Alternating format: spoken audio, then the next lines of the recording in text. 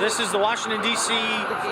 piece of a national set of actions that are happening in all 50 states. Hundreds, if not several thousand places, people are demonstrating, raising their voices in opposition to these attacks from Republicans on our right to exist as a union, primarily on the public sector, but it really is an attack on all workers, on our wages, our benefits, our pensions, our health insurance, our very right to fight back. And they've launched a war which now I think they may regret, but we're going to finish the job.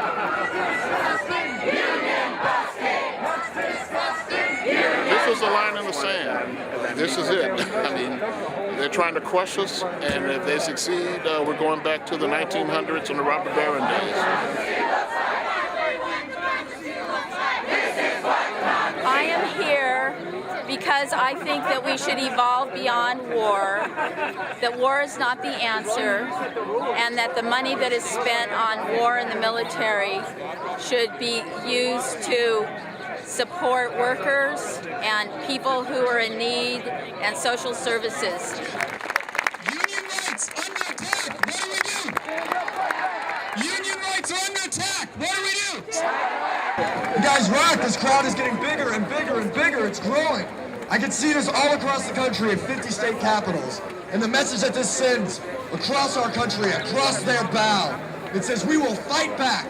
And we will not lose this fight, because we cannot lose this fight. This is the fight of our lives. I want to say that we're here right now to stand united with workers across this country to save the American dream, because the middle class is founded on public sector workers and private sector workers that collectively bargain for their rights. And that is the focus of today. So we got to save the American dream, and that's what we're starting here today, is a movement that's going to spread across this country. And it's going to get to a point where they can't deny us our freedom. They can't deny us our rights. Because if they do, there'll be 30,000 people every day at the state capitol saying we demand that our government work for us. We demand that our government provide us with our rights.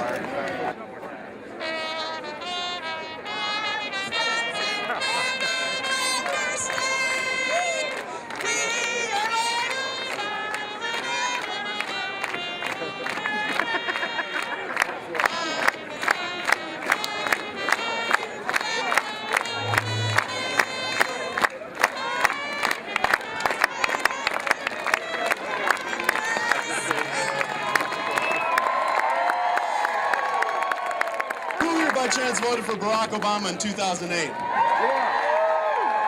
had the honor and privilege of being Barack's field organizer in Medison, Wisconsin in 2008.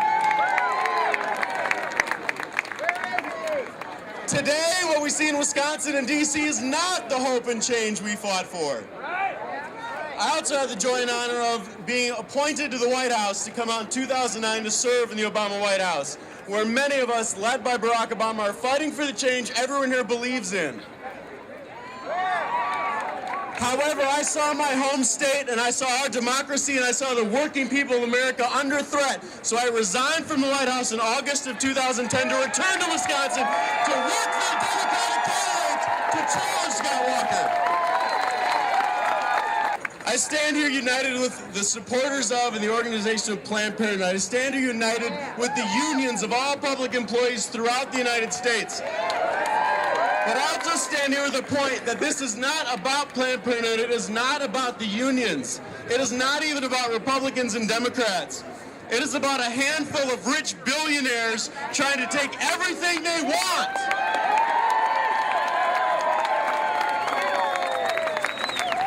We all have common opposition. It's the handful of billionaires out there trying to take away all of our rights, all of our choices, and the little bit of income we yet have. So what I want to say to you all right now, and want you to join in with me, is, hey, hey, ho, ho, Scott Walker has got to go.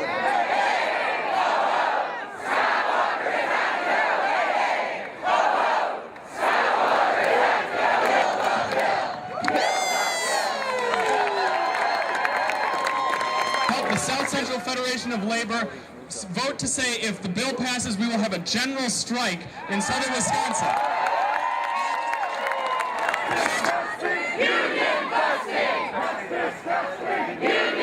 What I saw in the Capitol is students, firefighters, teachers, unionists, allies, saying that these are our lives on the line, that it's not just about collective bargaining, it's about pensions, which they're trying to raise, it's about health care costs, it's about Medicaid, which is going to be taken away and put under the governor, it's going to be about state heating plants to provide heating to low-income folks being privatized with no-bid contracts to the state.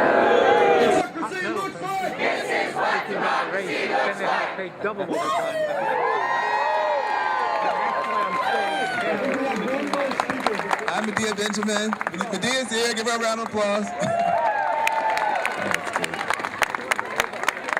Feels like spring is coming a little bit early in 2011. Sisters and brothers, ladies and gentlemen, the nightmare of the last 2 years is coming to an end.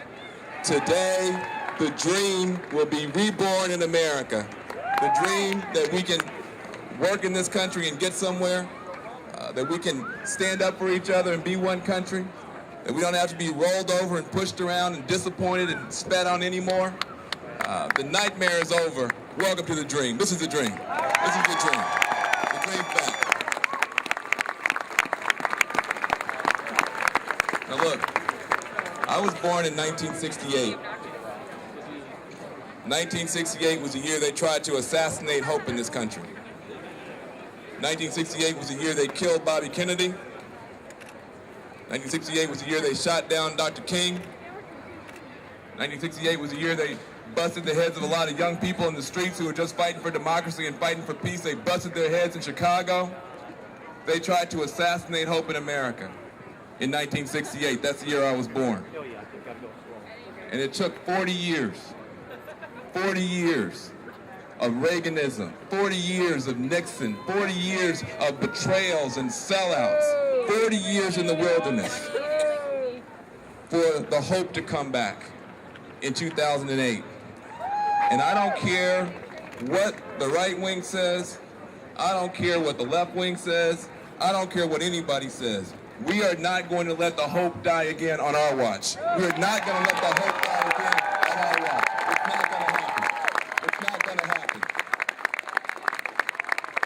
It's not going to happen. Not going to happen. Here's what we have to understand.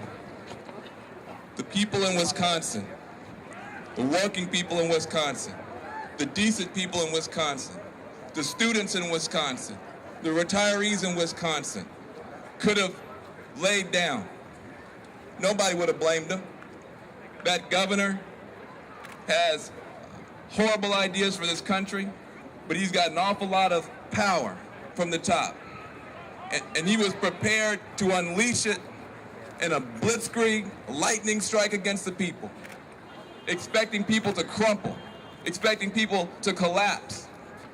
And instead, when it was darkest, the people of Wisconsin stood together. They stood together.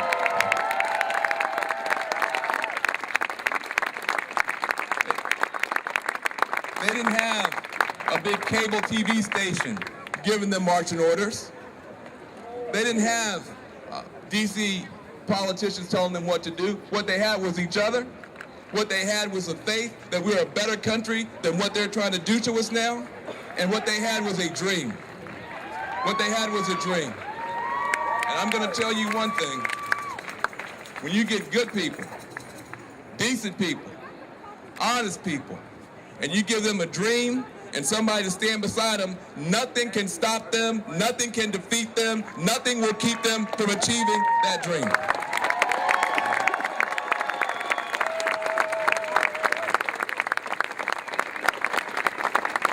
So today marks the birth of a great movement. Wisconsin set off the spark, but now the candles have to be lit across America. So those people know they're not alone. Now, the Tea Party movement actually, no. They're our sisters and brothers too, they just don't know it yet. They just don't know it yet. We're fighting for them too. We don't want them. See, we have a movement in America that hates the government, but loves and needs government services just like our folks do.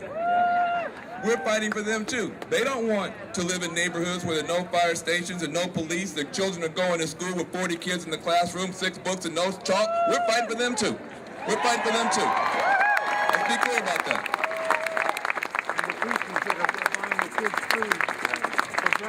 We're for liberty. The Tea Party's for liberty. We're for liberty too. But we're also, we heard the whole slogan.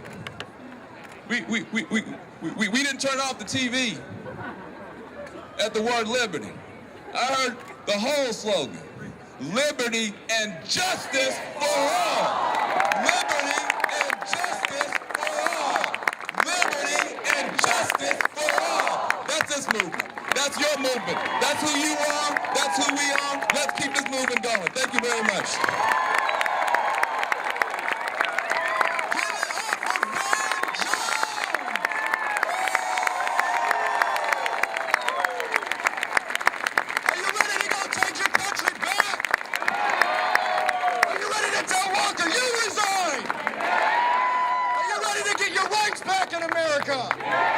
Let's take it to the streets. Let's not back down. Anyone in this country should care, because if you don't care, then all you have to look forward to is what you've probably seen happening for the last 20 years. Lower and lower wages, more and more work, fewer and fewer benefits, more and more poverty, more and more degradation, more and more drugs, more and more crime. That's no future. That's no future at all. None whatsoever.